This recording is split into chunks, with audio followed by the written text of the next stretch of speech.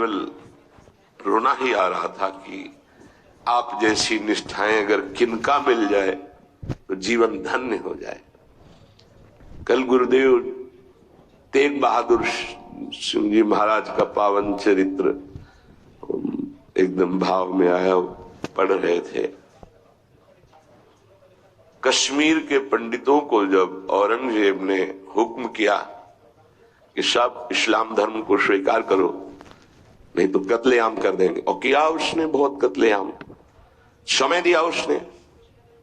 भागे वो लोग। उस समय महामहिम गुरु गादी पर तेग बहादुर सिंह विराजमान थे। उनकी चरण शरण में आए और कहा आप ही हमारे रक्षक हो, आप ही हमारी रक्षा कर सकते हो।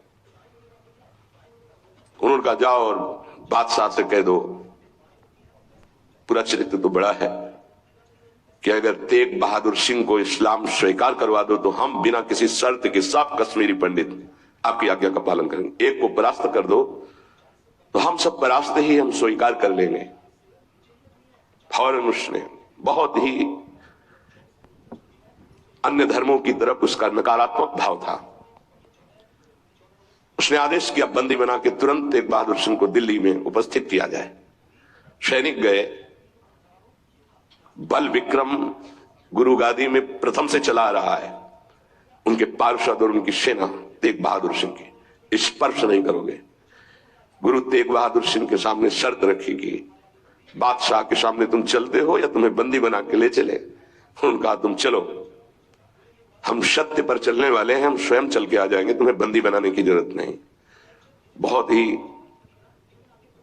नाम कीर्तन होते हुए, भगवत भक्ति का प्रचार करते हुए, खूब झूमते हुए पहुंचे।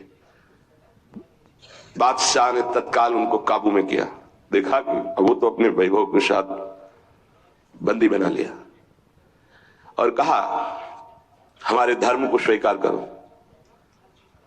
तो उनका दुनिया में यदि एक ही धर्म चलाना होता तो भगवान ने अन्य धर्मों की स्थापना क्यों की?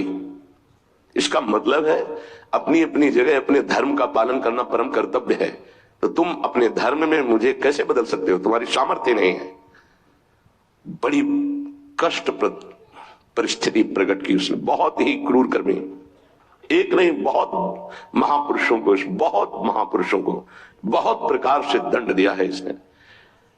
एक लोहे के पिंजड़े में गुरु तेग बहादुर सिंह को बंद कर दिया। सैनिकों को, उसके पास अपार सैन्य बल था, तत्काल बंदी बना लिया गया। बहुत दिन तक उनको प्रताड़ित किया गया लोहे के पिंजड़े में, बहुत तरह से।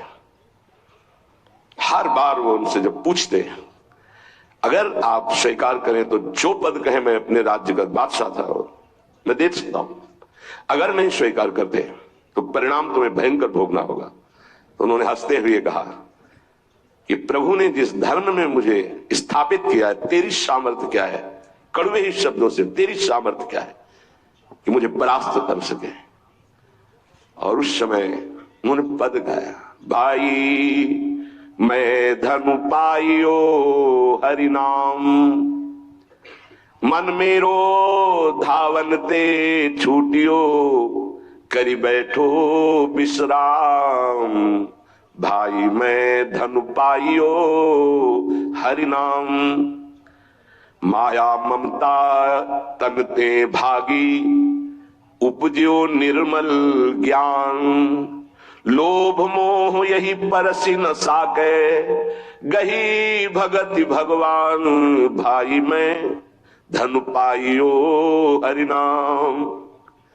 देखो, भीषण प्रताड़ना, कष्ट, मृत्यु भय उपस्थित, और वो गा रहे कि भाई मैंने हरिनाम रूपी परम धन पाया है, मन मेरो धावन के छूटियो। अब मेरा मन कहीं भाग कर नहीं जाता, दौड़ भाग खत्म हो चुकी है।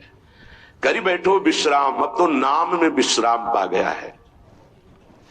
इस तन को पीड़ा पहुंचाई जा सकती पर मेरा अब इस तन से कोई संबंध नहीं है, क्योंकि माया भाग गई है नाम के प्रभाव से, तन से कोई ममता नहीं रह गई।